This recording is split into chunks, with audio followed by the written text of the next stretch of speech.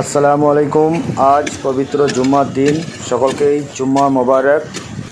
এখানে একটা বট গাছ দেওয়া হয়েছিল, সেই বট গাছটার গোড়া কোনো কারণে পচে যায়, অতিরিক্ত জলের জন্য গোড়াটা নষ্ট হয়ে যায়।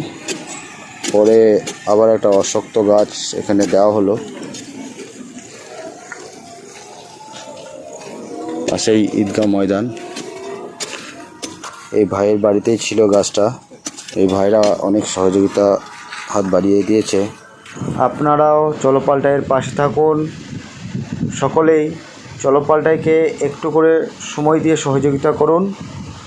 চলো পাল্টাইয়ের আগামী দিনে আরও অনেক কর্মসূচি রয়েছে, তাই চলো পাল্টাইকে আরও এগিয়ে নিয়ে যাওয়ার জন্য আপনারা সময় দিয়ে চলো পাল্টাইকে সহযোগিতা করুন। বর্তমানে চলো পাল্টাইয়ের বাঁশের খুব ক্রাইসিস রয়েছে। আপনারা পারলে একটা দুটো করে বাঁশ চলো পাল্টাইকে দিন। বাঁশের খুবই ক্রাইসিস রয়েছে।